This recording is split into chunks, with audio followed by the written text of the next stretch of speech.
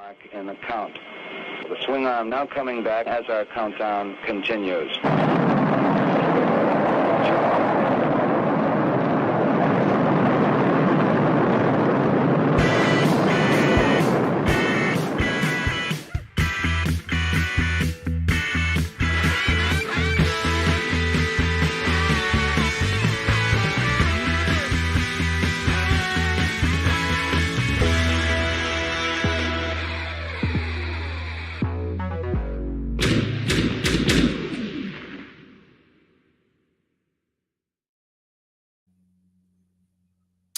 Good afternoon, everybody. It is Sunday, 4:30 p.m. on the west coast of the USA.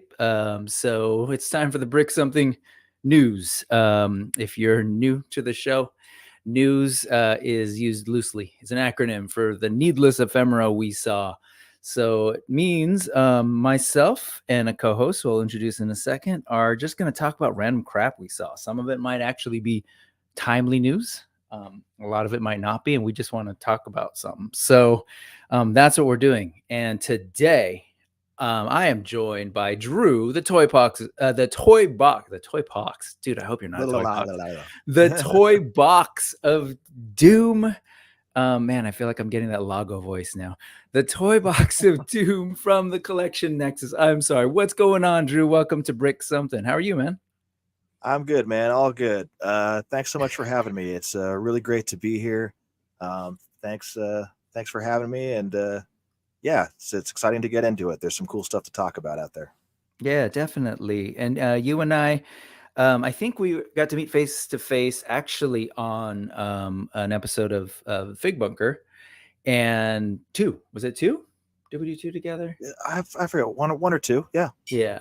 And so I know you, Jurassic Jesse, and Berserk have been working on sort of like retooling that. And we can talk about that maybe later. But I'm excited because I got you this week. Then I've got Jesse next week. And then I've got Berserk the third week.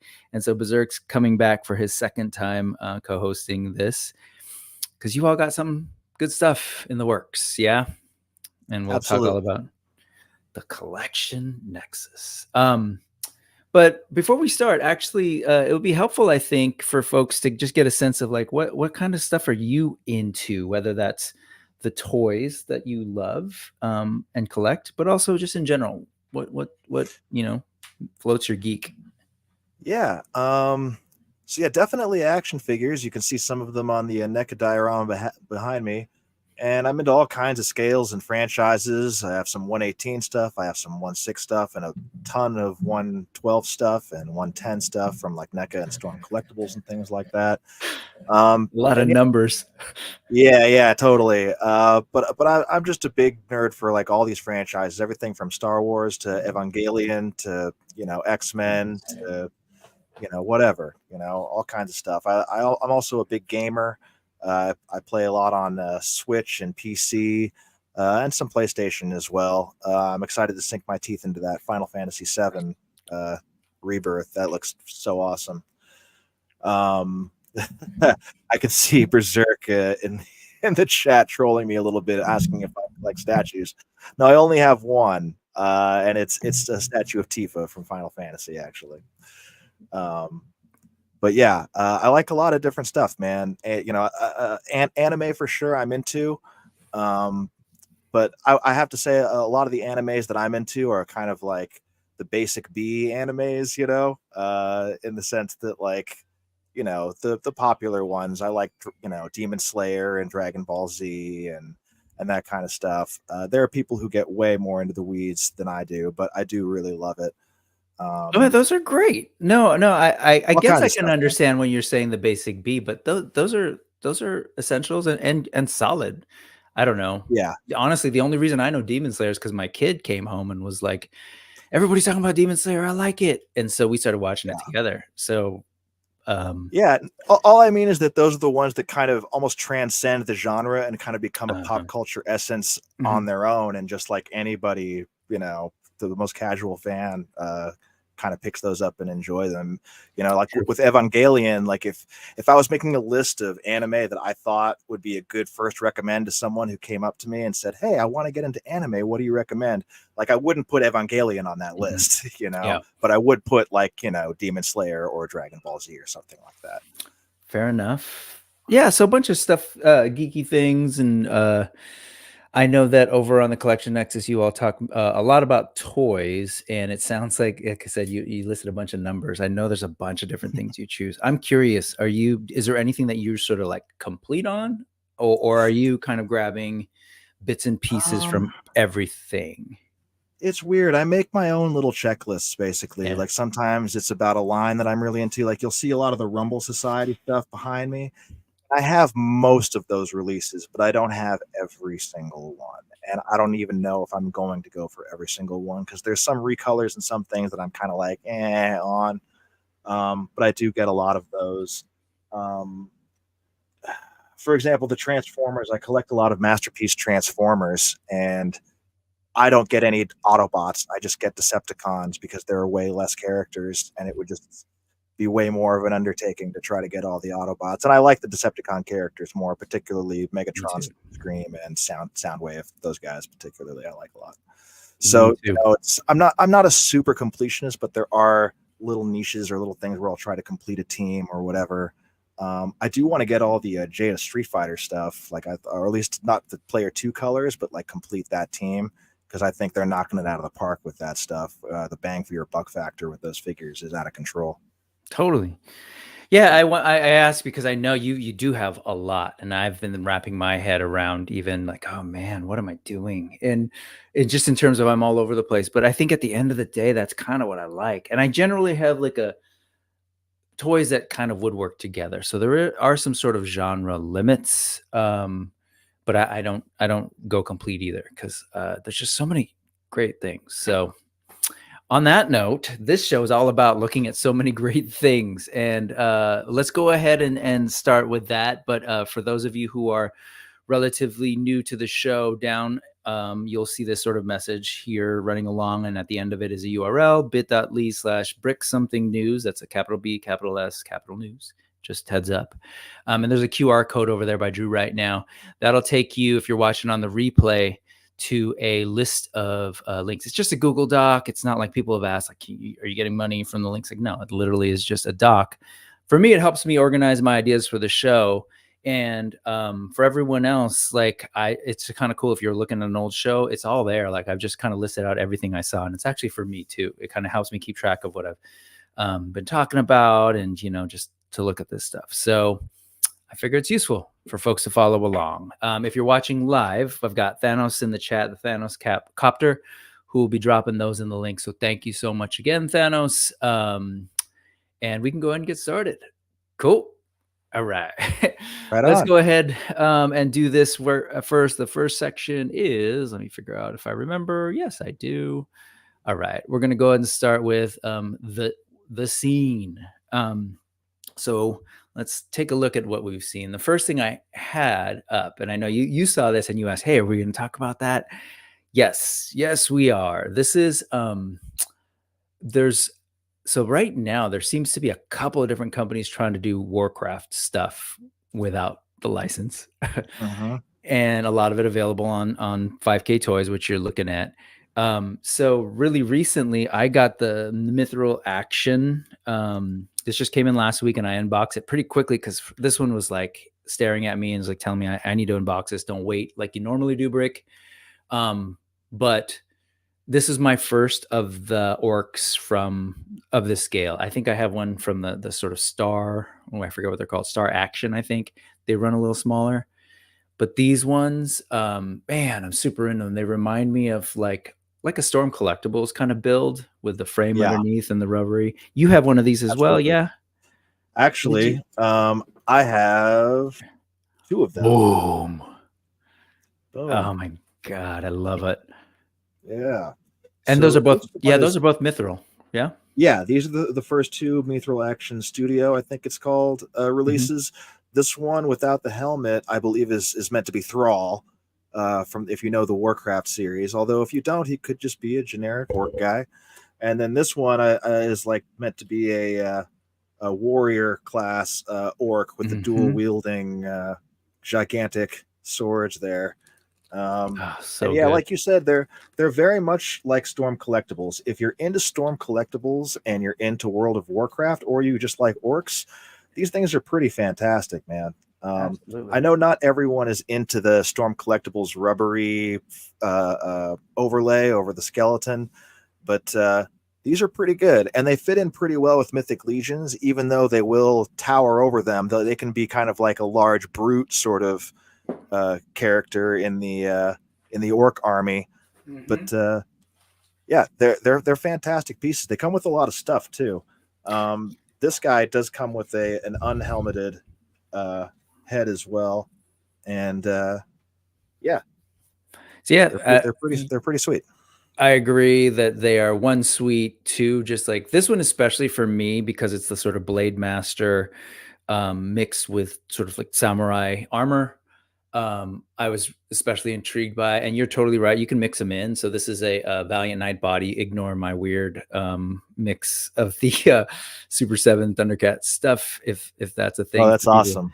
But this is a Valiant Knight body, and so yeah, it works for me as far as I was never a WoW guy. I did Warcraft, the RTS. Right on. They're a little bit bigger. But yeah, I'm just amazed by it, being able to completely take this apart, take everything, I sort of filmed an unboxing of him. And if I ever actually get to editing some of that raw footage, that'll be there. But for now, I have it up as a short. I just love how these things move, all the detail. I'm super pleasantly surprised.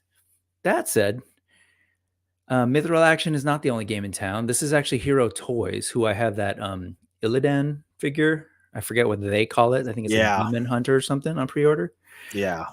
So they have theirs, and it looks like I'm assuming it isn't the same.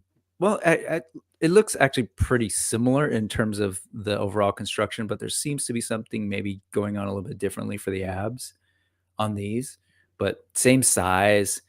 They hit the same points. This feels a little bit more like the Warcraft 3 look in my brain for some reason, which I had to go back and revisit. But all the stuff looks really cool. Definitely a little bit more sort of on the, I feel like a little bit more on the animated kind of style than these. The ones that you and I have are trying for a little bit of photorealism with the faces and stuff. Yeah. I mean, as far as real world orcs go. Yeah, the faces seem a little bit more stylized. He definitely seems upset about some things as well. But yeah, this is pretty cool. These outdoor shots look phenomenal. Mm-hmm. They're definitely selling it. And him sort of sitting there, all the cool details with the hair and the rope belt. A lot of the same, based on the figure that I have here, same things. I'm assuming, actually, I don't know that this has a helmeted head.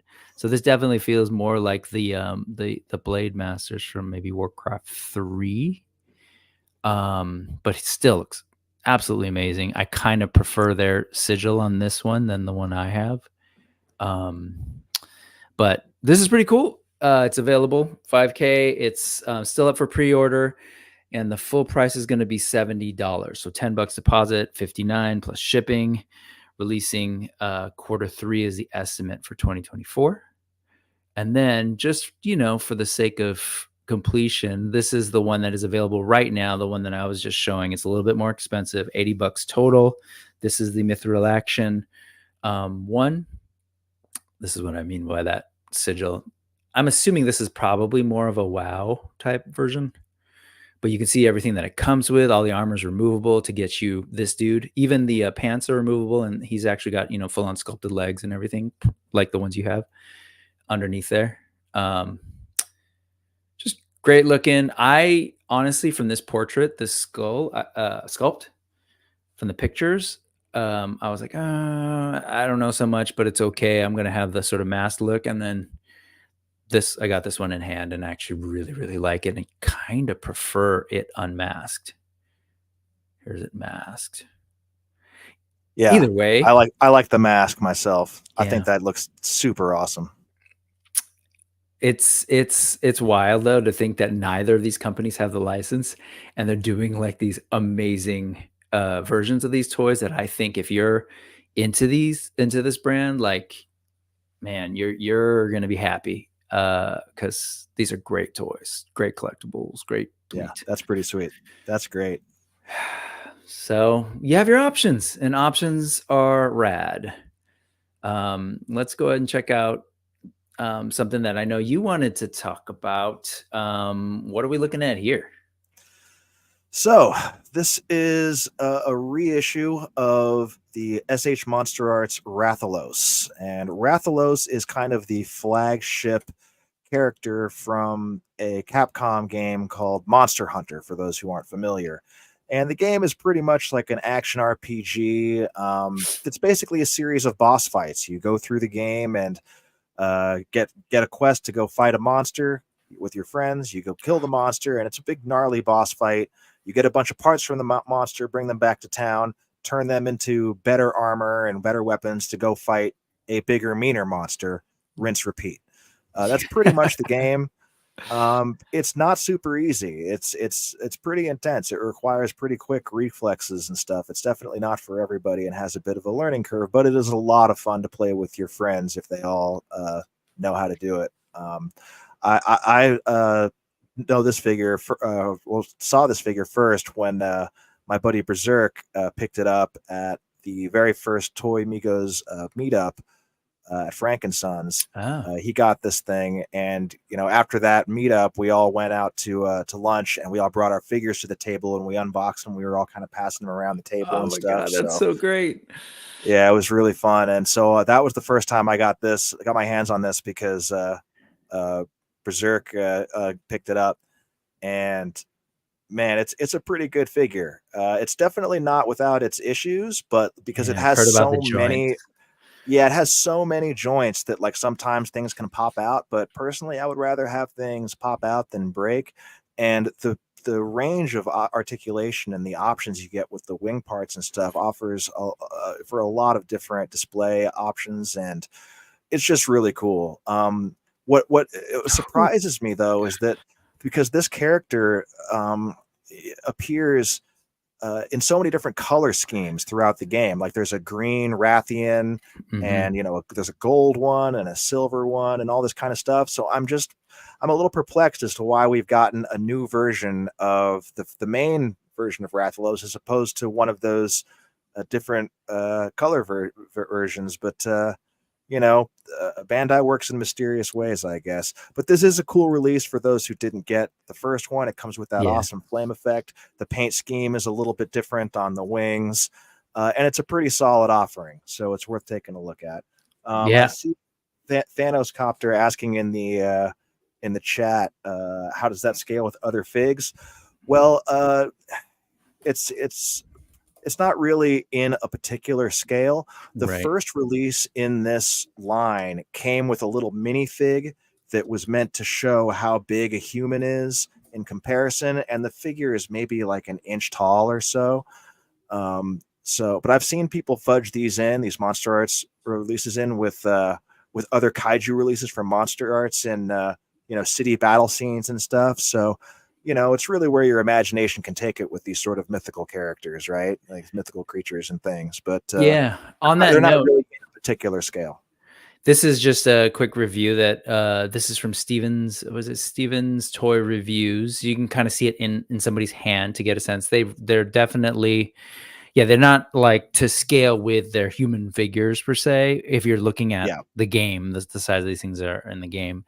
So this guy will kind of look like I don't know, a teen dragon or an adolescent maybe dragon. Something like that. Yeah, maybe. Next, but it's still gonna look rad next, and it's gonna be like the smaller, cool looking dragon next to say one of these, like 112 or 111, whatever these guys Yeah. are making up scales. But These Monster Arts are supposed to be in a 6-inch scale. mhm. Like this is a pretty big character, so it's much bigger than a 6-inch fig, and it depends on how you display it. That's going to affect the height and stuff with the neck and all that kind of thing. But they say 6-inch scale, and they just kind of lump them all together, even though like, this is all the Monster Arts line, and Godzilla is like 50 meters tall, right. and this I guy think what they is, mean is it's he's big, but not as big. Yeah, I think for them, when they say that, it's essentially like saying it's roughly about 6 inches tall, but it's not, scale with what the character is meant to be, I guess. Yeah. But the review, by the way, is for the older figure, the first release of this figure, and you're absolutely right. It is kind of weird knowing that there are different variants, that they didn't just kind of release them. But I didn't realize, like, I've actually never even played this game. It was I've been looking at them, and then when Berserk was here, he was sharing one of the like sort of armored humanoid figures that they made, that was announced, and was telling me more about the game too. But all I saw was like, damn, those are cool, like monsters. That'd be rad with my figures. But this is for the 20th anniversary of the game, which is wild. I don't know what system would that have been, like in 04? Yeah, Like PS2? They've been out for a while. Yeah, a lot of them came out on handhelds. They were popular on the handheld consoles for portable gaming. Yeah, like on the DS and stuff like that. got it. But it's a really fun franchise. There's a new one coming out pretty soon, actually. So I'm pretty excited about that. Nice. So this is, you can it's up over on, oh no, actually the pre-orders are closed on AmiAmi. And this one came out, what is it, March? I forget now when this was shown. I don't know if you can track it down elsewhere. A few weeks ago. Yeah, it might be around. A lot of the time these monster arts aren't too hard to find. I don't know about this one because it's the special anniversary edition, but I suspect you can track it down if you really are after it. Yeah. It's a great looking beast, which is right up my alley. In addition, monster arts, just on that line, just really quickly to kind of go through it. There's another 20th anniversary one, another re-release of the Zinogre. Is that how we're pronouncing it? Yeah, Zinogre. Yeah, sure. That's right. This thing, I love the different looking creatures, man. This is so cool. Yeah, that's part of the appeal of the game, is all the different creatures and monsters that you fight, and they all have different abilities that you have to learn to avoid, and different abilities and things. This guy is like a giant thunder dragon kind of dude. He zaps you with lightning. And he's pretty gnarly. Someone described it to me. It's like Pokemon, but more edgy. And so I was like, okay, but you're not you're fighting them all. You're not collecting them all. Again, available or not available on AmiAmi anymore. Yeah, but again, I'm not certain about the release window of these anniversary editions, but I suspect they'll be around. Yeah. Because the first releases were pretty easy to find after the release. So yeah, some of them I think you can still find, you're paying a little bit more, but September 2024 is the targeted release date. And then just to kind of round it out, there were even more monster arts, but more on the kaiju side of things. Yes. What are we looking at here? This is my boy Mogira. Now, Mogira is kind of an oddball in the kaiju world. People often mistake him for some version of Mechagodzilla, but he is a different character entirely. He originally appeared in a film called The Mysterians, and he has popped up in a couple things other than that, but this version is from his appearance in Godzilla vs. Space Godzilla from the Heisei era of the Godzilla franchise. I can't remember the exact year that this movie came out, but it's a pretty decent one. This is actually a reissue. The first version of this figure was going for a good amount of money on the aftermarket, and even though he's kind of a I want to say like D or E-list character, for most, this figure came with so much stuff. Like it's one of the most loaded, if not the most loaded, Monster Arts releases that they've done. And so it became a pretty high demand piece. I actually have the first release right here. Oh, look at that. So it's pretty marvelous. it doesn't have the greatest articulation in the world, but it has a lot of gimmicks and stuff. You can put it into flight mode. The claws open up to attach missile effects and all that. But he's pretty cool. Like, that's the widest his legs go, though. You know, like they don't really move a whole lot. Like, it's not like he was doing the splits in the film either. The No, dude in the exactly. suit wasn't exactly super flexible. Yeah, you're not getting him into a Spider-Man pose. I'll put it that way. Yeah. But so this is a reissue of this figure, and I'm a little bit jealous because even though this figure the original release came with stuff that this one didn't, this one comes with this cool docking station. Yes. Look at that. That's awesome. That's what I love so too. Cool. The G4 storage dock Sally version. Yeah, exactly. Yeah, wait, the missile effects. This is cool. The missile effects. What? Yeah. So I'm just curious. What is aside from the dock? Were these in the first as well? The missile effects? Yes, I believe those missile effects are ones that came with it. They might be a little bit different, but this one did come with missile effects. I think like the so rad. The plastic's a little bit of a different color. I think that may be like on the actual smoke and effect piece. The other thing is that if you go back real quick to the previous photo, this one. So you can so you can see the base there. It's just a standard plastic base, but the first release came with a base that was basically little buildings, so it would blend right in with your diorama or with your toy photo or whatever, and fit in with your display as, like, you know, little buildings right there in front of them. So that was a cool thing that the first one came with that this one doesn't. So there are some differences, but for the most part, it's the same figure. This will be great for the people who did not get the first one. Absolutely. That dock is cool, though, to see it sort of separate. And there you go. Awesome stuff. But again, more kaiju incoming. BT dubs. On the links, you'll sort of see some options. If you haven't followed this, I just like to send people and give them sort of like a way to kind of start to track these things down. So this is available here on Godzilla.com, but there's other places. These aren't necessarily the best deals, and I absolutely don't get anything from people clicking on stuff, if you were wondering. But we got some black and white stuff going on here with this announcement. What's going on here, Drew? Yeah, so for those who haven't been keeping up with kaiju news, recently we had the release of Godzilla -1, which, in my opinion, might be the best Godzilla movie. I mean, the original obviously has a place in cinema history and is a classic and all that good stuff. But as far as, like, if you told me, like, hey, I've never seen a Godzilla movie, which one should I watch? -1 might be the one that I suggest because of the way the humans were characterized in such a sympathetic and fleshed out way. The monster sequences were truly terrifying. It was a really great film, but it was so good that it got and so well received that it got a second theatrical release, -1 color, and that is what this version of the figure is. It's the color version, so it's a black and white reissue of the first Monster Arts Godzilla -1.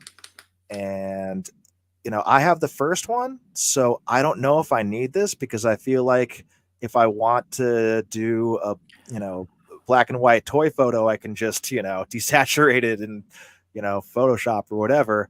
But the thing is, that first release disappeared pretty quickly. I think they did a second run of it, but still, it's sometimes these Monster Arts they disappear, and then the aftermarket takes hold of them, and it's pretty rough. So it's cool that they're making more of this design available in this way.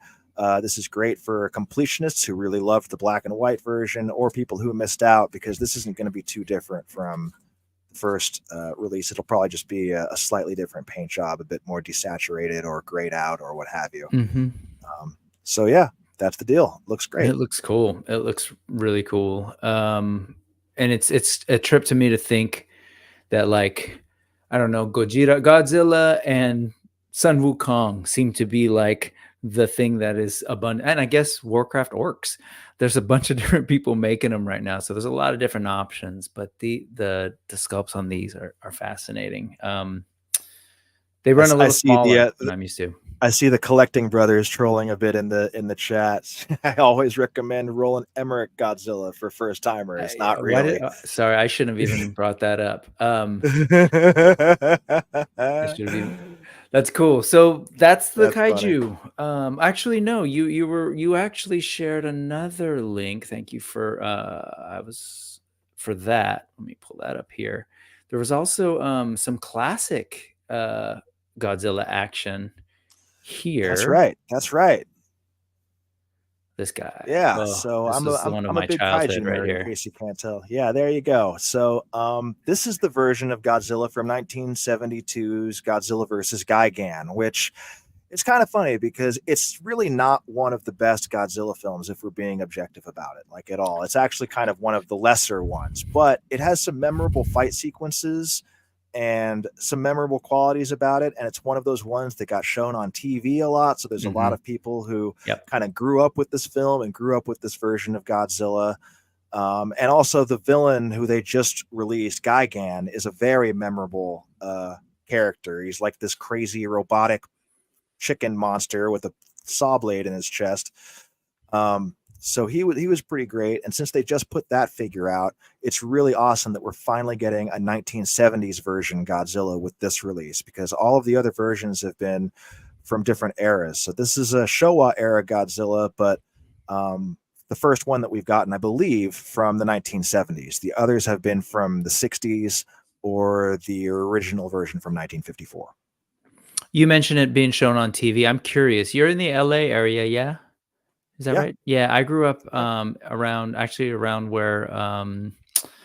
where Berserk grew up, and we had this thing. Are you old enough to remember Family Film Festival on the weekends by any chance, or no? Does that ring a bell? Doesn't ring a bell with me now. I forget what network or what channel it was. It might have been Channel 5. Anyway, it was this dude would show these old films, everything from like Harryhausen films to, really whatever, and then a bunch of Godzilla films. And he'd do like a little introduction, and there's like a little TV setup or a film projector, and then they'd show the film. And that's where I saw all my Godzilla. And yeah, I remember this film and all that stuff. So when I look at this, I'm like, man. And I remember there was an old, God, must have been from the 90s, 1/6 scale of this one where it was actually underneath it was a 12-inch human being. So you could like take him off as if it was the dude in the suit. Anyway, nerdy stuff. This is available. You shared this link thank you for finding it, from Amazon. So that link again will be in that URL that's down there. Yeah, I love that battle damage head sculpt he's got there. Yeah, that's right out of the movie. It's pretty great. Yeah, there you go. It's so great. That's awesome. I love it. Yeah, they do amazing work. It's so funny that we're talking about this. I got a buddy who isn't actively buying a lot of toys. He's got his own, bunch of Transformers, Turtle stuff from the past, but he hasn't been buying anything. He just hit me up recently, and he's like, "Hey, you got any ideas on?" He's asking me about different Godzilla toys, and he picked up some 70s style. There's an old NECO one. I don't know how old it was. He bought 2 recently, but I don't know, something in the water right now. And yes, believe it or not, I didn't get to catch -1, but oh wow, I got a buddy at work who's like a little bit older than me and super into Godzilla, and he's like visibly angry at me that I never went to go see it, because I got my 2 kids who love Godzilla. They wanted to see it, but then every time I'm like, okay, let's go. We're like, oh, maybe tomorrow, maybe next week, and just sort of never happened. And I'm a bad father, and I didn't make it happen. So on that note, let's go ahead and pause here and say hello to the folks who are now gathered, come to join us. And so I'm not going to take this away from Ray, because Ray was first, despite Berserk asserting that he was first. What's going on, folks? Always. We will find out about that in a little bit, Ray. Thanos is always here, and I appreciate it. Thank you for your help. Game Quest, great to see you. Thank you for hopping in on a Sunday. Fanigan Collectibles, evening to everybody. We got the Collecting Brothers, John and Josh, maybe just John, unsure. Let's see. So how many statues did you say? 1? Is that right? 1. Okay. It's a Tifa from Final Fantasy and the Jacko pose. can go ahead and Google that. It's not appropriate for this show. Let's see. We got Ray Black. Good to see you, Ray. Thank you for coming through. We have Carol. Hello, Carol. Thank you. Let's see. Nolan, of course, is here with us today, as Nolan is everywhere. We have highly articulated what's going on, honest, non-trolling questions. How many lines are doing 1 or 2 orcs, and how many is enough? Yeah, like we said, there are 2 of the main ones that I mentioned, but there are more, and it is kind of wild. And I think it's kind of like, I don't know. I guess it's a little sketchy because, again, they don't have the license. So these are just orcs, I guess, right? But yeah, a lot of these companies I think are looking to do something, and I know Thanos has basically been picking up a lot of them. Big As Warcraft far as how fan. many is enough, I don't know. How many is enough? Did you see that movie, The Two Towers? Because there were a lot. I don't know. Just saying. This is true. Oddly enough, I know you collect some legions as well. Yeah. Oh, yeah. I actually don't own a lot of legions, orcs. And I have the It's weird funny with ones, that like the line. gray one and the Lee coming in. Okay. Yeah. It's funny because everyone kind of has their little niche. Like with that line, there's kind of something for everybody who likes fantasy, right? There's like the Holy Knights and Crusaders and stuff. There's skeletons, there's demons, there's orcs, there's knights, there's all kinds of stuff. So it's like there are people who gravitate towards one faction or one type of thing and army build that or whatever.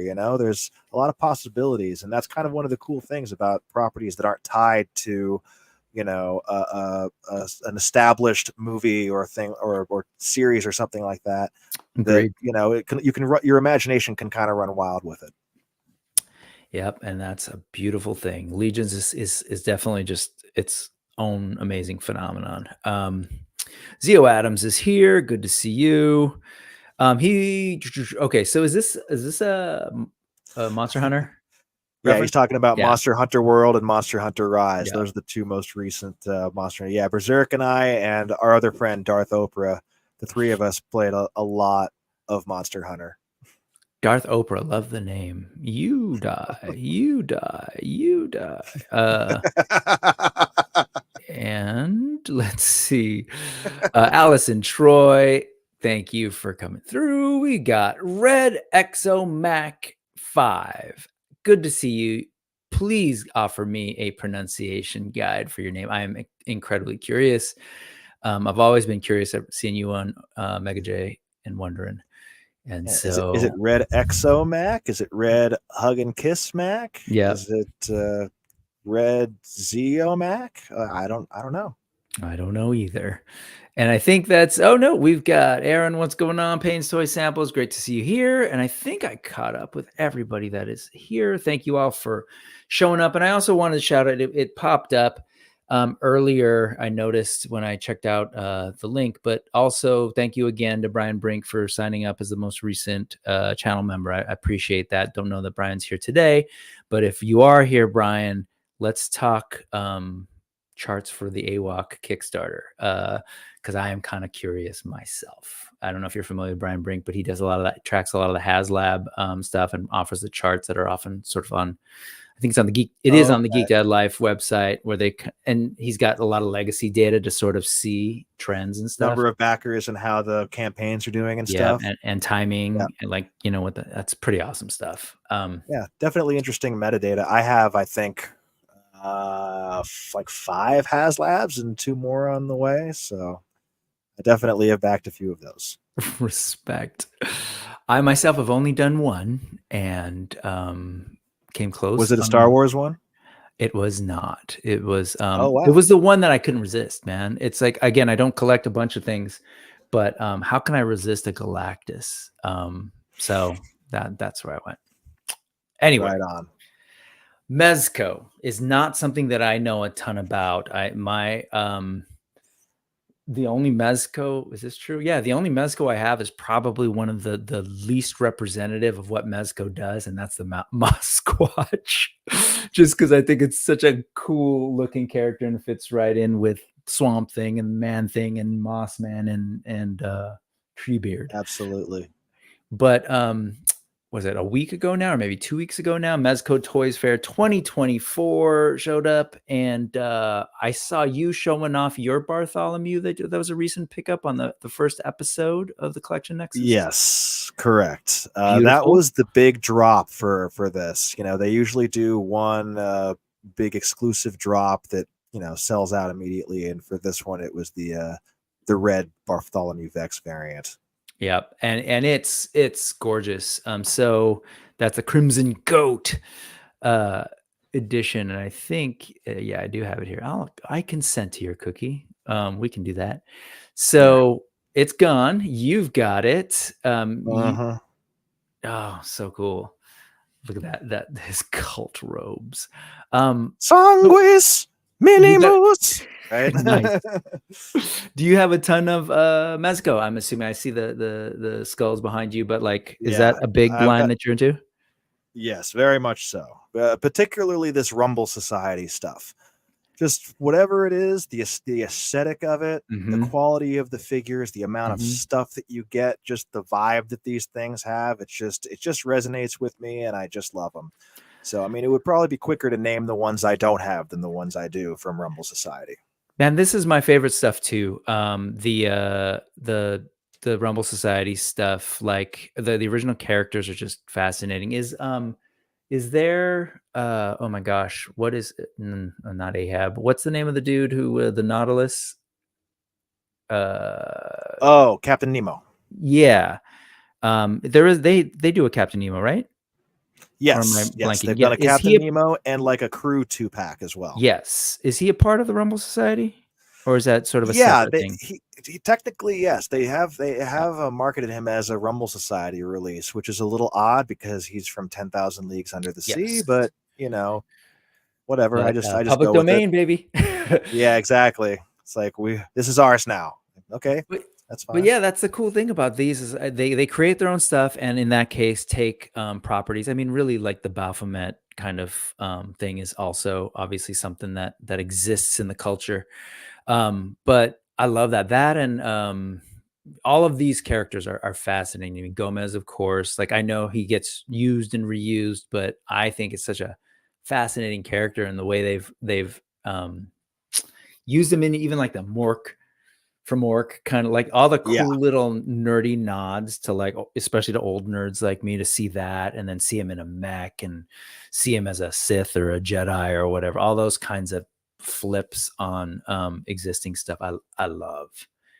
This is an alt head for that's one of the 2 alternate heads that he comes with, which is the this like kind of vulture guy. Oops. There's also one that's kind of like a it's like a in transition mutating head. I don't know how else to describe it. Almost looks like a squid or octopus or something, but I think it's supposed to be him transforming from one head. There it is. See, like you can see some like characteristics of the vulture head in there, but like the tendrils are like, yeah, it's like a mutated vulture head, I guess. Or squid head or octopus head, whatever you want to call it. This is the second alternate head that he comes with, and it's fantastic. Are these right new heads, or were they so both of these included in the first release? So they were a little more naturally colored. Like the vulture looked a bit more like a regular vulture. The color that wasn't like a bright color or anything. So this is a bit more out there, and it's that color red because it responds to like UV lighting and apparently really glows in that kind of lighting. So that's why it's all this bright red plastic.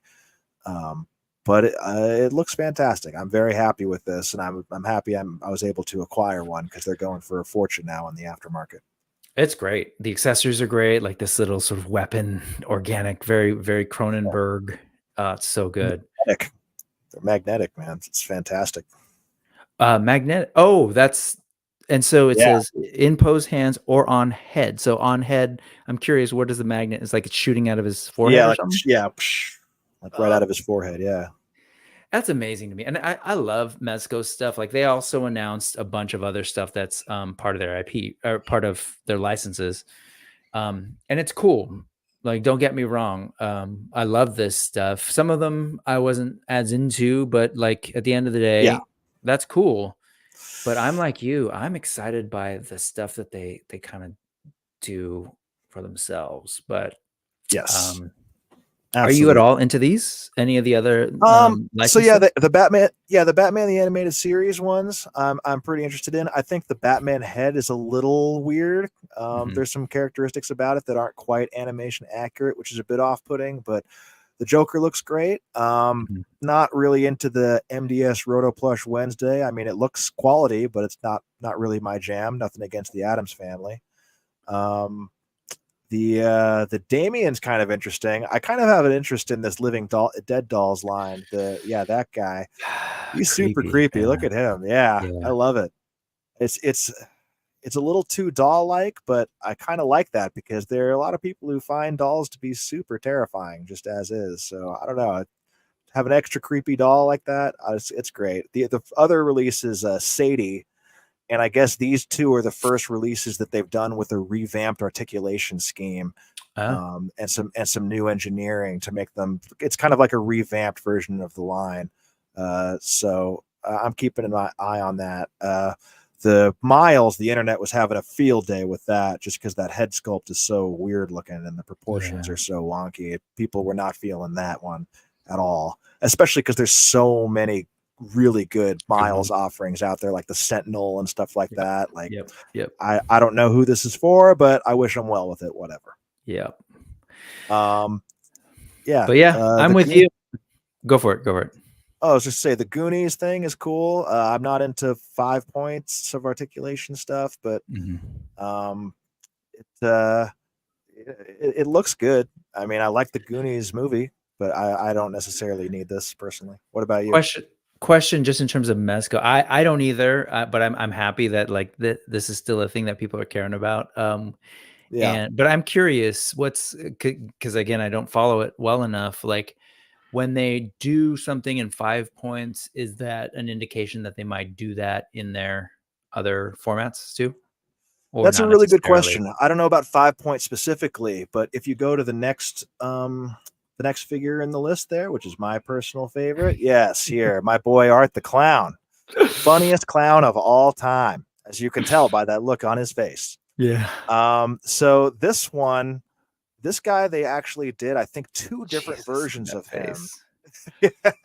They did two different versions of him in, I think, the MDS line and the Living Dead Dolls line. I think those are the two versions they did. Okay. And so once they did those, I kind of figured that a version of Art the Clown was coming in 112 or what have you. I didn't Mhm. know for sure, and I hoped, but so that I hope that kind of answers your question, and Yeah. that Yeah. it does show that they have the license and Right. that they could maybe. So will they give us Goonies in 112? That would really surprise me, but I guess it's possible. I guess it But ultimately this, depends on how it sells too. I know that yeah, yes, but who knows? I'm just curious how it all works because again, I'm pretty ignorant when it comes to Mezco and um but yeah, I'm with you in that like what excites me the most is their original, Rumble yes, Society stuff. But yeah, I think a lot of that is also just in my collecting in general. Like I'm just excited about new things.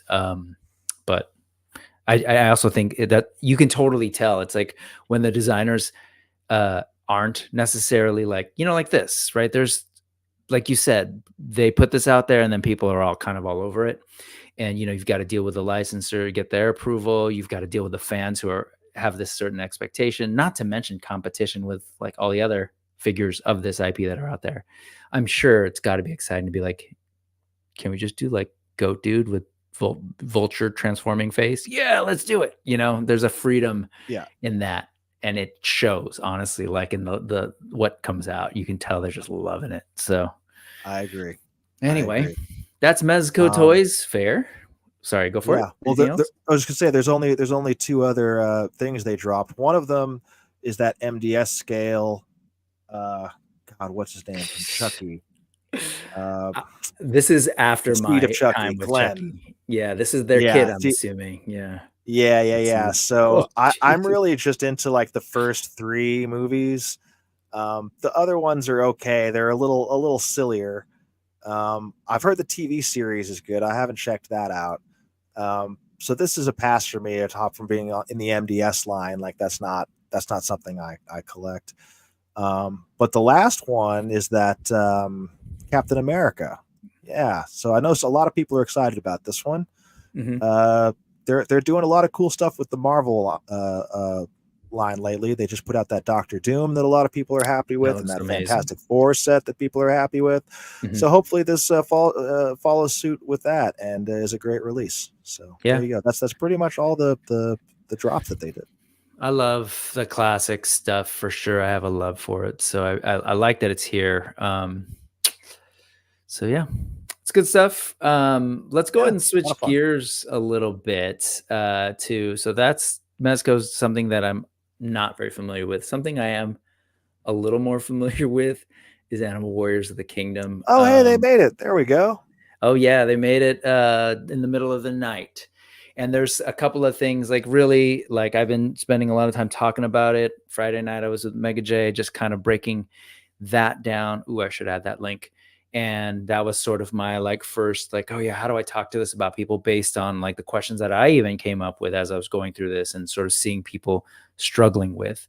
I don't necessarily I'll keep it kind of quick. There's just a couple of things that people need to know if this is the first time that you're learning about this or you have questions.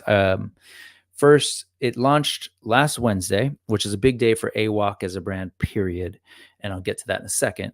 But they, for this Kickstarter, a lot of people are wondering, like, man, they're an established line. They're doing a Kickstarter again. And yes, they are for a couple of reasons. But the biggest thing that I'll say as a sort of a way to maybe help people wrap their heads around maybe the significance of this Kickstarter is that this is unlocking 4 new bucks.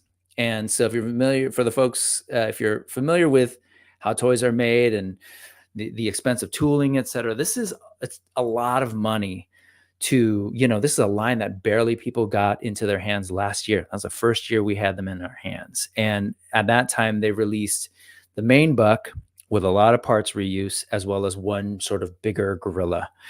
And Jason and the team have like all these, you can see the Utama Prasta artwork here. This comic book is just fascinating. It's a rich world, fully fleshed out, and there's all sorts of different types of characters. So they've been releasing concept art for a lot of these characters for a while now, and you'll see they have lots of different shapes, sizes, heights. And I think they're just itchy to get some of these things out in people's hands as fast as possible. Now, if they did do a Kickstarter, they could do what most companies would want to do and sort of like release waves of similar figures, reuse, save up some money, pay for tooling. But this is kind of a way to jumpstart that process. It's a really low goal of 99,000 when you think about trying to tool up 4 different bucks. Truth be told, they've already put company money into tooling up some of these things, so they're already in progress. This just helps them be able to do that within a year and a half, about a year and a half-ish time frame. So the idea is that this is 2 waves, a wave 5 and a wave 6, right? So we've already gone 3 waves that are in people's hands. Wave 4 should be coming soon, and that's the Gladiator wave.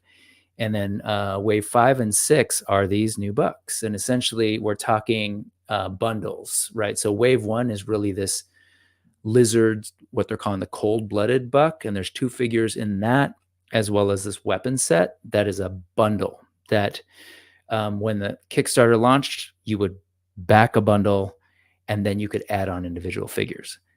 All that to say, it doesn't matter anymore because since they hit their goal of 99,000, they went ahead and unlocked the ability to just add single figures for those folks who want to do that right from the get. So if you only want to back 1 figure, you can do that now. So I'll just move under that premise. As I've kind of joked around, hot singles, party animals, great figures, click now. That's all a thing. So they've got the bigger buck here, which is the what are they calling them? Is it brute scale? No, it's not brute scale. It's brawler buck. These two figures and this were the original offering. Again, you can just choose individual things now, and then if they get high enough to 160,000, this figure will unlock. That's true for the others, and on and on. Everything I just showed folks, that's that first wave that should be in people's hands. The target is in, where are we now? It is now March. So in the fall, I think it's like October-ish 2024. And then you've got waves. Did I say that? Yeah, that's right. So the language here is confusing.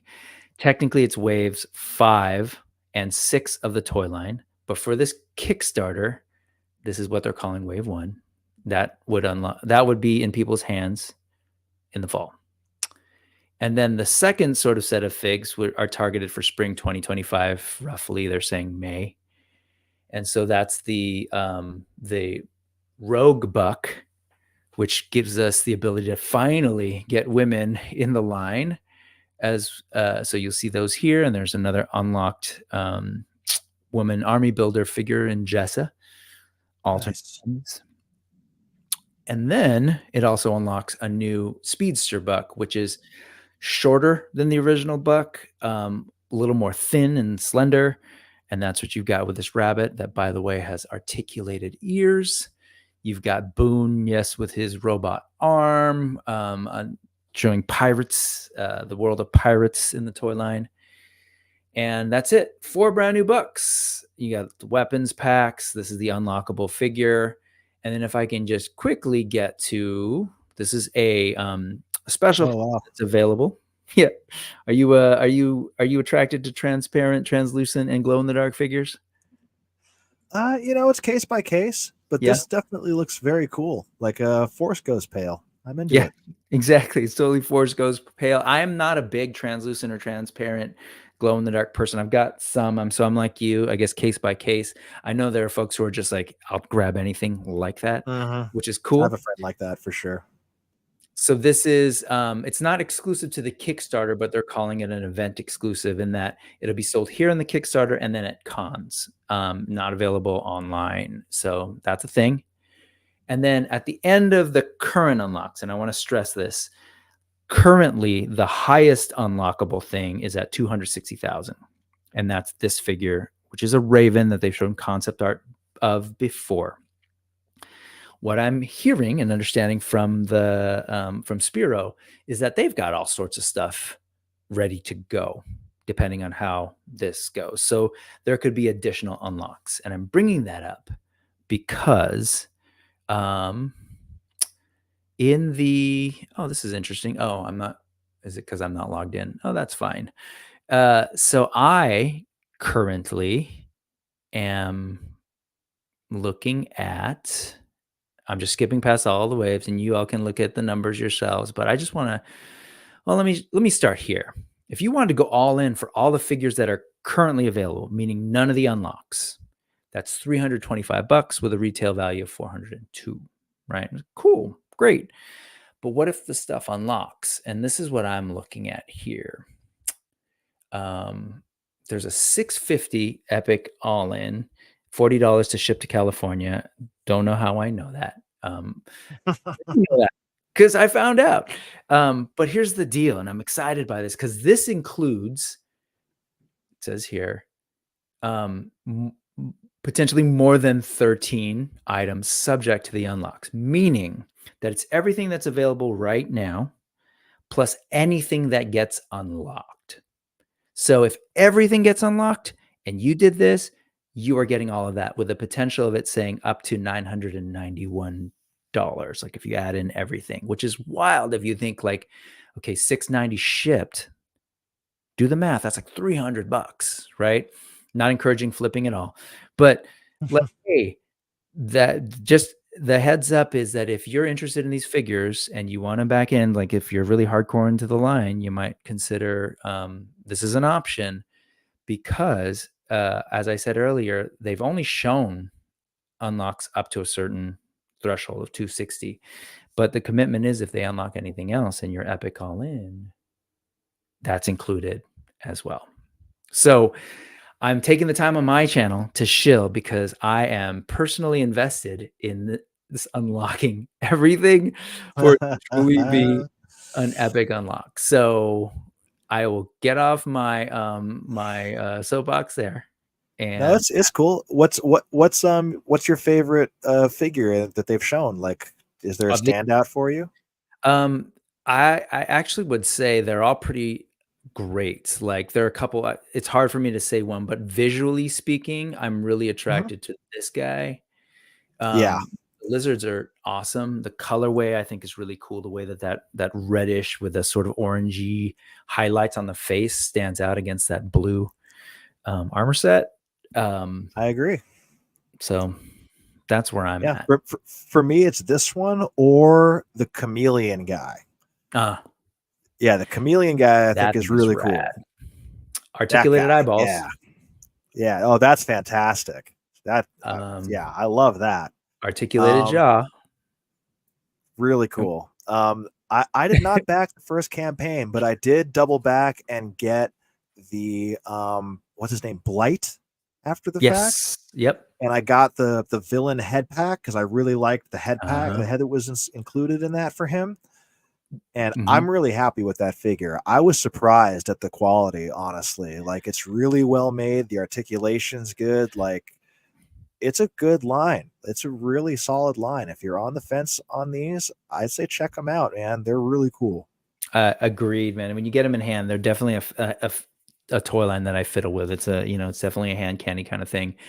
Hmm. But yeah, I agree on the chameleon. That's why I said it's hard to pick a favorite because this is really cool. There's hints at attachments that could go inside the articulated mouth as well. That's the other thing I'll say with this. And slowly, I think over the next couple of weeks, Jason will be sharing a little bit more and more because I know there's a lot of creative stuff that's in his head about what he wants to do with these. Generally what you see is the minimum of what you're going to get for each figure. But for example, I've already talked about like there's potentially something that goes into the mouth, but there's also alternate hands that aren't shown on all these figures, but they will be included just like there are other past figures. So in other words, what you see here is not actually I think it's true to say that, yeah, no, it's absolutely true that every single picture they have here is not complete of what comes with these figures because definitely there are alternate hands. So I don't know. Yeah, favorites are hard. I really like the lion too, man. So let's go epic all in. Hmm. Please help me make my all in truly epic. And while we're at it, let's. This was just announcing again. Hot singles ready, available now. Party animals, all of that. And then here, I just wanted to share, and there's links to this. We don't have to look at every one, but the sculptor actually shared all these awesome looks at this particular cold-blooded figure, as well as the articulated jaw. Nice. So again, that's available at the link that you're seeing running through the bottom. That'll be available on the replay. So otherwise, if you're here now live, Thanos is dropping those in. The other big deal for AWOK, can I just share that March 6th was also the same date that these comic books were available through Diamond Distribution to the world, through comic book shops. So they basically relaunched the comic books that were only available through SpiroToys.com and are now making those available through Diamond in comic book shops. Oops. And this is hiding the variants, but allow me to show you that they also have each issue will come with an alternate cover as well. This one being the dope Gorillas tribute art. Nice. That's hilarious. I haven't stepped in a comic book shop this week, so I am really curious to see who picks them up. And the reality is, if you're into this and your local comic book shop isn't picking it up, because, again, why would they? It's a brand new line. They don't know much about it. But it'd be great if folks are interested to talk to your local comic book shop and tell them, hey, pick one up for me. And oh, by the way, the toys are available through Diamond as well. Maybe you want to carry some of those in your store. So anyways, my shilling is done and we can move on. All right. So I am kind of curious for the folks that are here, what, if anything, you're interested in backing. I know that I was seeing that folks are saying like, yeah, man, I'm thinking this will this will totally unlock everything. I think it was here. Ray Paz saying AWOK will fully unlock. That's my guess. Just have to keep that profile high. Agreed. And I want to help with that. I've, been talking with Jason about like, hey, what can we do? Let's get you on other shows and all that. So we shall see. But Jason from Spiro, myself, and Adam from Highly Articulated will be doing the next episode of Monkey Business Live over on Highly Articulated next Sunday, 2:00, and we can talk all about it there. Let's see. Curious what other folks are getting. If anything, let me know in the chat. There you go. See, there you go. Well, Shield. Good job, Brick. Well, Shield. And unlike Adam, I am still officially just a fan boy. Adam has now been, I think he's being compensated now. So he's officially like he has to shill. So check it out. Let's move on. I am curious. Are you a Sofubi person at all? Is that like well, I know you're a kaiju guy. Is curious. I am not really. I know that this is a thing that a lot of people are into, but I try to limit my kaiju stuff to that Monster Arts line that we were talking about before. Otherwise, it'll never end. Yeah. But well, this all looks cool. This is all, like that's definitely a thing for kaiju, but it ventures elsewhere. It's a really cool, I remember in the late 90s, early 2000s, kind of the sort of like bringing a lot of that stuff here, especially here in the Bay Area with Super 7 and Kid Robot. They were bringing a lot of the Sofubi stuff. And so fast forward, it's not just kaiju, right? There's this process of making these mostly hollow vinyl figures, limited articulation. And so I was excited to see Candy Bolton posting this sort of like she was traveling to Japan, got to check out the factory. And it just happened to be, you saw at the end there that she was holding up a Machine and Krieger. I don't know if people are familiar with that, or people abbreviate it as MAK, M-A period K, you can see here. This is stuff I remember seeing as a kid in Anaheim. I think it's still around, but there was a place that I know was more thriving back in the day called Hobby City, not too far from Disneyland. And it literally was like a place where you go with a bunch of little hobby stores. There was a doll shop. There was a place that had a bunch of Smurfs.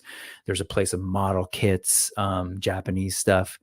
And so I remember the model place and the sort of Japanese toy place had a bunch of these model kits back in the day. And I was just like, what are these things? I never bought them. I just sort of looked at the boxes and they just were such cool looking models. They were like this mashup. It started as a series of little stories, I guess, sort of photo things in Hobby Japan back in the day. And the creator was basically taking like, World War II stuff, robot stuff, Blade Runner stuff, Star Wars aesthetics, and kind of mashing it all up. And, you can kind of see the World War II influence in some of the humans. And then they would take, what you're seeing here in all these ships, and they had, and kind of see here on the side, these suits that people would come in. And that's what I was most intrigued by because it was such a cool aesthetic. And I'll get to one down here at the bottom. Here's an example of the ships blending with the people in suits kind of thing.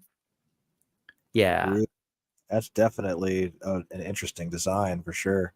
And it was very kit bashy, right? So they were just grabbing when the original, I forget his name, but was putting these things together. A lot of it had that sort of kit bash feel of just model kits, taking bits and pieces and turning them into things. So starting with like, World War II tanks, and then mixing it in with this. And honestly, that Candy Bolton Sofubi how-to video kind of just got me back on the hey, I want to talk about this because it has come up in a couple of news episodes tangentially. I just love the aesthetic. It's like that 60s NASA look mixed with like, manga anime style, a little bit of military. And funny enough, where my name is Brick Something, and a lot of that had to do with like me getting really into Lego. And in the adult fan of Lego community, there are some folks who were like hardcore into this stuff. So there was a while when building Lego custom like Oh, there you tributes to go. these old 70s models was a thing. Yeah. Oh, that's awesome. So, That's really cool. but as a person into 112 and I'm seeing all these things kind of get revisited, I would love to see this. I wonder, I want to say that like this is a Joy Toy Acid Rain. Like when I first started seeing those things, I was like, I bet you those guys are into the old Yeah. Machine and Krieger stuff because there was just an aesthetic there. I don't really, there's no like news is one of those things where there's no news here. It's just cool stuff that I wanted to geek out a little bit about and share, because this is the kind of stuff that's like in the back of my brain that someday I would love to see in a toy line or in a movie or a TV show. So all the talented people out there who have the ability to make things like that happen, please do. So that's all you can kind of see. I mean, you can see the through line to like, Ghost in the Shell and a lot of the things that would come after this stuff. So anyway, love it. Look at that. Very cool. That said, I think because of time, I'll skip. I'll move through these pretty quickly, but I just wanted to let people know that, hey, if you haven't checked out Dune Part 2 and you're at all interested in sci-fi in general, or Dune in particular, I'd highly recommend this film. I recently was on the Geek DF Out channel talking about it and nerding out about it. And honestly, it's like, I feel like I could talk about Dune forever. But I think what excited me the most about Dune is that I feel like it does take the complexity of the books and tries its best to make it palatable for a film audience. And what trips me out is that it's doing really well. Like I wasn't at all expecting anyone to care or for people to be like, what the hell is this? It's some weird stuff. Right. It's a weird thing going on where it's both a really incredible piece of art that honors the original work, and also it's a blockbuster. It's like you don't always see those two things mesh together very well. So it's nice to see. Oh, and here we got some craziness here. Yeah. So, and of course, there's a lot of conversations around that popcorn bucket and stuff. Oh yeah. But this actually got me to go buy McFarlane figures, and not that there's anything wrong with a McFarlane figure. I have some. I've my share of McFarlane figures, but like the sculpts on these, I gotta say, I just want to let people know that they're really cool. And I was surprised by the soft goods. These are my first McFarlanes that actually had soft goods, and they're all like wired soft goods. They're not like the highest quality, but the wires are arguably better than some of the lines that I do collect that I wish had stronger wires. So ended up randomly finding the platinum like Chase figure. So anyway, if that's a thing you're curious about, check out Dune. The other thing I will say, did you watch it by any chance? Are you at all into Dune? I haven't seen it yet. I love the first one and I've read the book, but I was just laughing because I see Allison Troy in the chat. Yes. It's funny you spelled busy wrong, but oh yeah, yeah, no, it was weird. Yeah, no, that bucket might keep you busy. That's what you meant, right, Allison? So, and yes, hey, Timothée Chalamet. I was not super impressed by him in the first film. I just think it's a tough film. It's a lot of exposition, and it's a little weird to pack into that first thing. But the second one, I gotta say, I was with him the whole time and into it. So, right on. I'm definitely going to go see it this week. Curious to see what you think. The other thing is, just quickly, my family, my kid and actually I got the whole family into it, is Dungeon Meshi, or Delicious in Dungeon. That's on Netflix right now, and they're still sort of slowly finishing up the first seasons, trickling out. So it's just fascinating in terms of like, you're talking about anime, and I know that there are those properties that just sort of stand out to people. This isn't one that I imagine a lot of people would like have heard about, because it's a weird concept. It's like, it's D&D.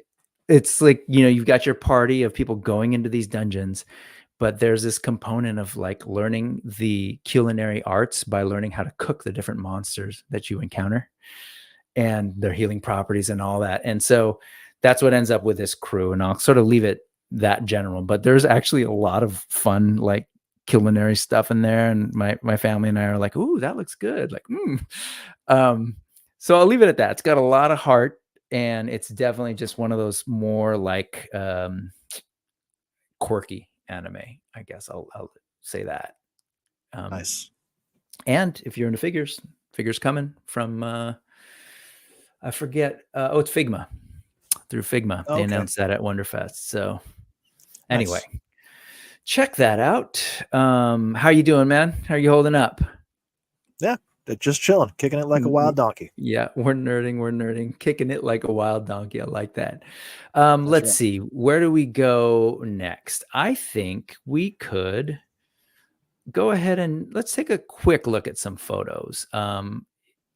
Just without, just a couple of cool things that I want to share with folks in the In Focus section. This is really cool. A week old now, by Nose Rain, and just you see it, right? It's Clayface coming out of a Play-Doh, and you've got that awesome animated Batman. Perfect use of the expression heads, Absolutely. Cool shot. And you can kind of see the BTS stuff too if you follow the links, but just fascinating. I love it, man. Precious it, man. And do you follow a lot of you do because you do photography as well? I mean, I dabble. I'm no expert photographer or anything, but I mess around with it. It's just a fun hobby. But some of the stuff these guys do is unreal, man. This is a great shot here. Mm-hmm. Just the trio of goblins and just the framing of it, and yeah, it's just so cool. Like the focusing and lighting and everything is fantastic on this. Nasty, gruesome, but guts. I like it. Yeah. I don't know what they're using here, but it is wild. I don't even. Do you have a sense of what these bodies are? Are these like something McFarlane? Sure. Maybe I really have no idea. But it's a Legions fan who's like trying to like, hey, like could we have these creatures in Mythos? But I don't know what the bodies were. But cool shot.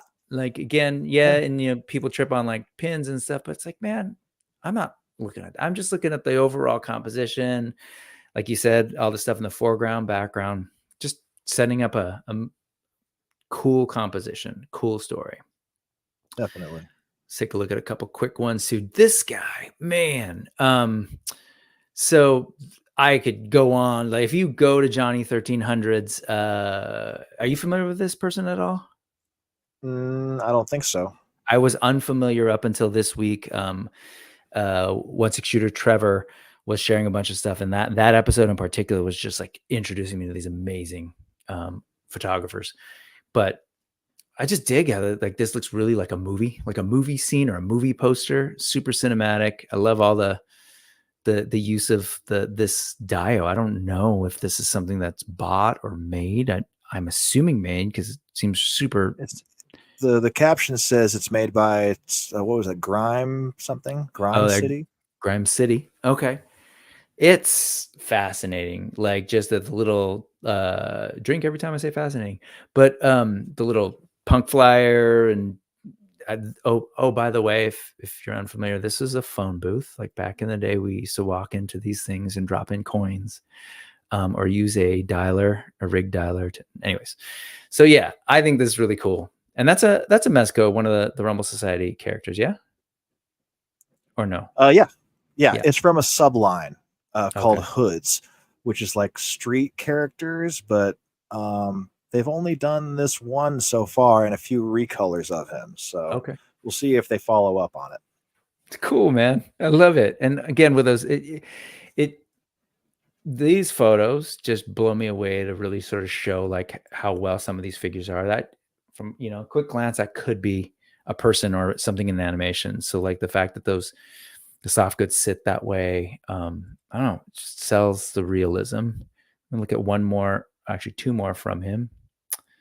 some Star Wars stuff. Nice. That I was There like, you go. quick glance, you're like, wait, is that from the movie? Oh, wait, no, this has to be a 1/6 fig, but Yeah, I see Hot Toys in the hashtag, yeah, so okay. it's got to be a 1/6. Yeah, see, you read. But cool shot again, like looking at maybe moments that could have been in the movies and recreating it with your figures.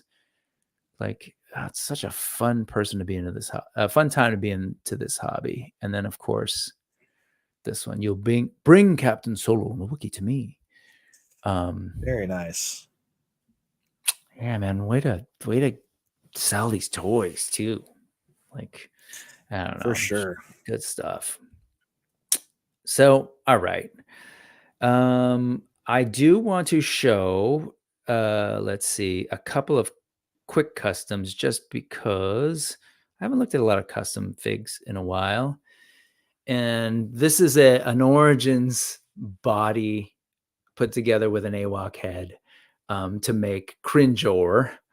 And I appreciate people's creativity and taking, different parts from different lines, and they have a character in their mind, and they're just like, yeah, I'm gonna put together this custom. So shout out to Grace Colero #3 for this cool little Cringer/Cringeor figure using different parts. These are all Origins parts. This is a Legions. Is this like with a Valiant Knight, I think? Yeah, I think so. Something One of similar. them. Yeah. Yeah. And then this is a painted either Vero Atlas head or one of the heads packs or Tiberius. Cool stuff. Have you ever customized? Is that something that's in your skill I have a set couple. or something you wanted to mess A around? little, Yeah. a little bit. I have a John Locke from Lost that I found a 3D sculpt online and turned it into a head sculpt and printed it and That's cool. painted it and made a custom John Locke with like a Noda body. So little things like that. I don't go as crazy with it as some people do. But So you painted the head, or was it pre-painted? Yeah. Or No, I painted it. I 3D printed it and painted it myself. Yeah, there's a photo on my Instagram somewhere. Okay, we'll take a look at that in a second. Yeah, Wheelchair sure. or not? I'm curious. But and then we've got Action Figure Showroom had this cool addition to Poxus's forces, this infected archer, which I thought was pretty cool. Great job painting that head and making it fit on that Poxus body really well. Nice. Very cool. Legions, man. People are next level. Yeah, I love the rotted zombie stuff we're getting that people are doing with the Poxus wave now out. Mm-hmm. That Poxus figure looks awesome. This looks like it would fit right in with that. Absolutely. It totally looks like it could have just been there. We'll do some quick eye candy, which is my fancy way of saying artwork. I know Ray was asking about like, hey, what's up with that Breaking Bad things? Let's go ahead and take a look at that. So Acatax Graphics is putting this together as sort of like it's a series of comic illustrations that are going to be released here. I don't know if they're going to be, I'm assuming it'd be too hard to release commercially because of licensing, but he's sort of like, or they're going back and exploring the story and trying to do kind of this, I guess a bit of an anthology, sort of covering it. I don't know, but I'm just intrigued by the artwork, the way that he's rendered with all those, like, to me, it's like all those little details are perfect for a character that's sort of like gets broken down and gets super in this crazy dark place over time. So I love what's going on with this. And then there is another one from the same series that they teased. There wasn't much in this one. So yeah, the Breaking Bad anthology, and you can kind of see them trying to, again, I don't know if this is just for promotional purposes or what, but I think it's great if you're a Breaking Bad fan or you're just a fan of comics.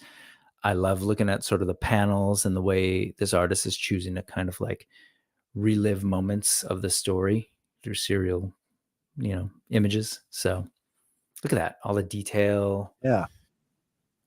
some really cool interpretations here for sure. I mean, I for one really love the whole, Breaking Bad universe, Better Call Saul and El Camino, all of it. I really loved all of it, and yeah, these look really great, really cool.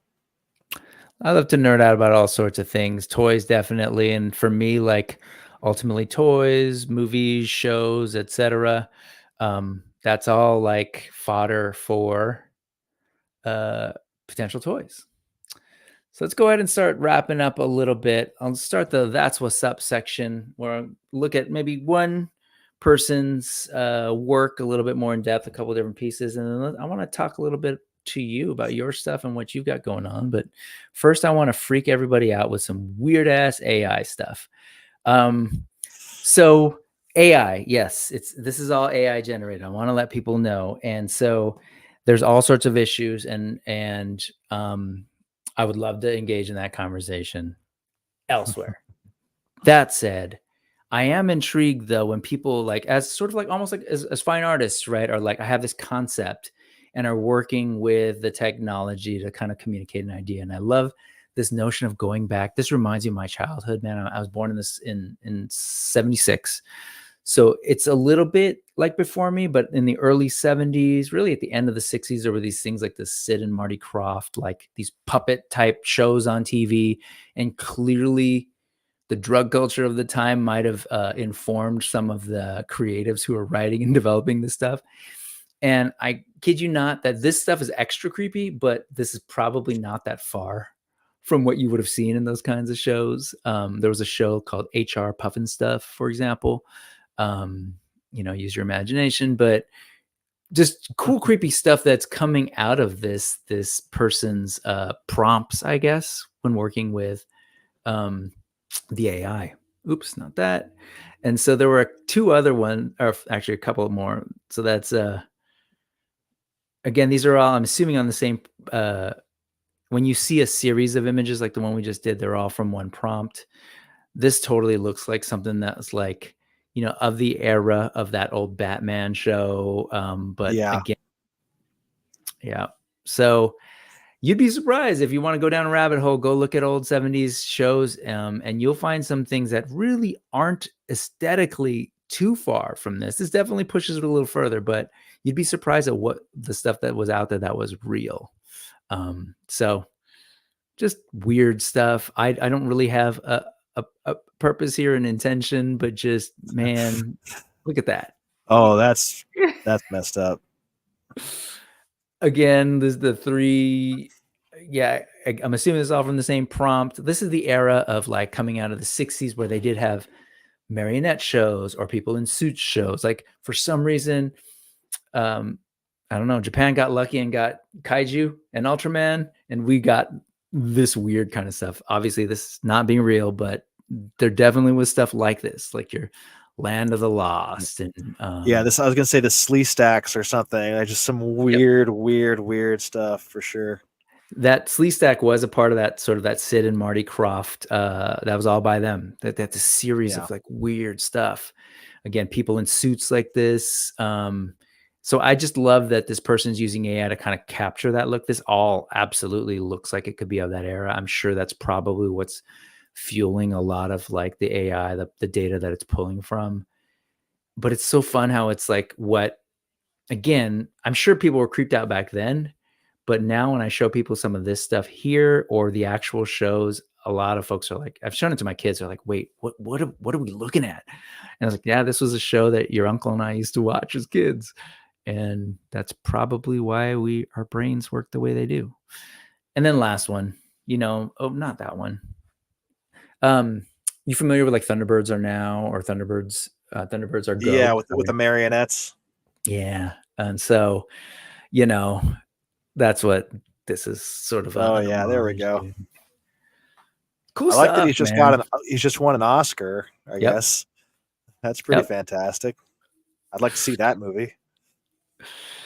Oh, anyways, my brain. Let's talk about you and the Collection Nexus, because as I said at the start of the show, you, Jesse, and Ron, or sorry, I always do that, Berserk, we're doing Fig Bunker, and a different sort of show, but now you've sort of restarted or I guess reworked it. What's the story with the Collection Nexus? Sort of. So, Ronald was doing episodes of the Fig Bunker for a while, and that was kind of his deal. He would just hit up his various friends from the community to talk about any particular topic, and it was a good time. And both Jesse and myself were regulars on there, though it really was Berserk's deal. Okay. And so when Jesse approached us both about doing a new show, we decided that it would probably be a lot easier to just host it on Berserk's already established channel, and just make a playlist for the Fig Bunker episodes so that they can live there, and just, I wouldn't say a rebrand, but just kind of a relaunch with a new format and a new name and a new show with the three of us as co-hosts. And the whole thing's been in development for a couple months now. We've been getting art done. We did a couple practice episodes to make sure the format worked, and for time and all that. And we just launched the first episode last Monday. We're going live every Monday night at 8 p.m. Pacific Standard Time. That's 11 p.m. Eastern. I know that's late for some of y'all, but we appreciate the replay crew as well.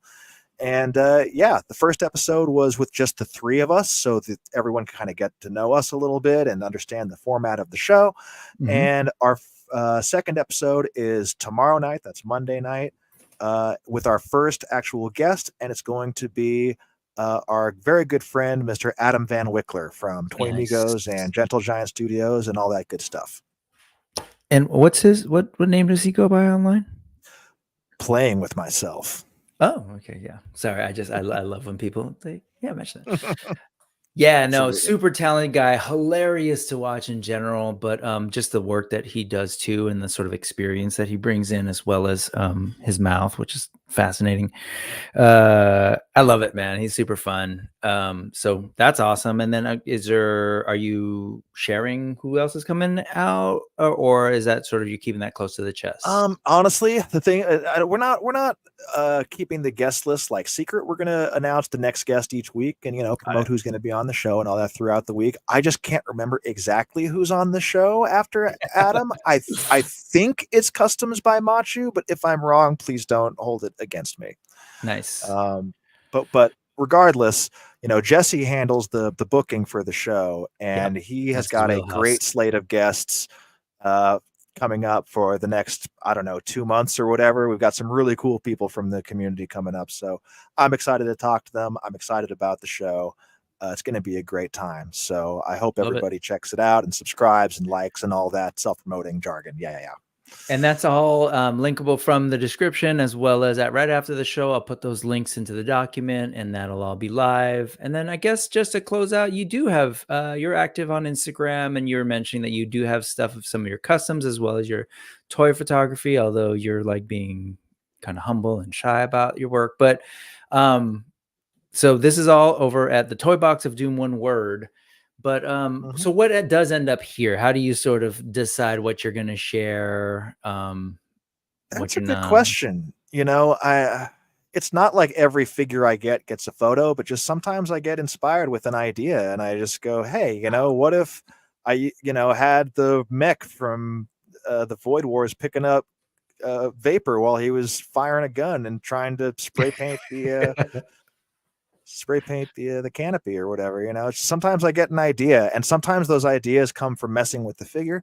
Sometimes those ideas come from a song, actually, because I'm a big music geek as well. Is there an example of one of those so we can kind of wrap our heads around? Yeah, sure. If you go up a little bit, to the dinosaur, the T-Rex one with the knight, right here. That one. So the song I put to that one was "Dinosaurs Will Die" by NoFX. Nice. Which is a song actually about like the music industry. It's talking about how their approach to the music industry and how it differentiates itself from that of the major labels. And so the dinosaurs are, in that song, he's referring to, the executives of the major record labels. But I heard that song, I was listening to that song one day, and then I looked at the T-Rex, and I was messing with the Valiant Knight, and it just went light bulb. You know what I mean? Love it. So things like that. But yeah, if you scroll through my Instagram, you'll see that the songs that I choose are pretty deliberate. Usually some of the lyrics or the title of the Okay. song or something ties into what I'm presenting with the photo. I try to do that as best as I can. And you've got so many great toys. I love to see that. Like this is, yeah, just combining that into Mortal Kombat stuff with the Gomez, with the NECA. Like, yeah, I love it, man. I love mixing worlds. I love telling stories. I love this. So cool. And I didn't know. Yeah, So it's are really you good. a punk rock kid too? Oh yeah, big time. Oh man, see, I'm toying with, so like just throwing this out there. I want to talk more music, but then everyone's telling me don't do it on your channel, do it on a new channel or something. So I'm toying with a brick noise kind of thing too, because man, Ooh. I could geek out about music too. This is all great stuff, man. Yeah, I love yeah. it, and I appreciate your creativity. I love that Thank we've you, got a thank new you. show to check out on Mondays. Yeah. Yeah, for sure, man. If you want to see that John Locke, that's a little bit Oh further yes. down. Further, Ooh, I wish I had this further. figure. Yeah, sorry. Yeah, she's a good one. That's fine. There it is. There it is in the middle there. Oh, no Yep. wheelchair. Spoiler alert. No. Yeah. Yeah, dude. Awesome. I love it. So Look at that's that that's a head. Noda body with like some soft goods that I found on eBay and a head that I 3D printed and painted. No And that's kidding. my first attempt at printing or painting a head sculpt like that. It's the first time I've ever tried to do it. And I think it came out okay. The Sounds eyes are good, the man. hard part, man. Yeah, The eyes are really, really tricky. But I'm pretty happy with that figure. It's it's a show that I really love, and he's easily my favorite character. So that's great. it had to be done. And where's the boar from? The boar is also 3D printed. Oh, wow. Is it just the sort of one? Is it a dead boar? Is that what I'm looking at? Or did you just paint it It's that just way? like a little figurine. Yeah, Okay. I just printed the little figurine type thing and put it at his feet for the photo, and then the smoke, Because like from the here, smoke it monster totally looked, behind him. yeah. Is that a Yeah, printed piece too? The That's smoke actually monster? a Mezco effects piece. I think Ah, that's the one that came with the Nosferatu. I think, gotcha. but I forget. Gotcha. Look at that. That's awesome, man. See, so yeah, I do tend to yes, I want to talk about toys, but then I show the art and the photos because, like, man, I'm constantly intrigued by the creativity that's sort of like a part of this community. It's like the Yeah, toy photography, the printing stuff and painting stuff and molding stuff and making stuff. It's just all kind of comes together, and it seems that for some reason a lot of our toy collector community is multi-talented and wants, like, this is us as adults like playing, right? And it's yeah. not just we're pretending at home, but we're taking pictures to document it, share with others, share stories, and I love it. Yeah. Well, I mean, All it's right. funny that you mentioned the music stuff because right after I'm done with you, I'm driving into LA to meet up with another friend from the community, my buddy Plastic Predicaments, aka Oh, Rolo, and he's another big Lego guy. oh, nice. And yeah, we're gonna go see the RX Bandits play.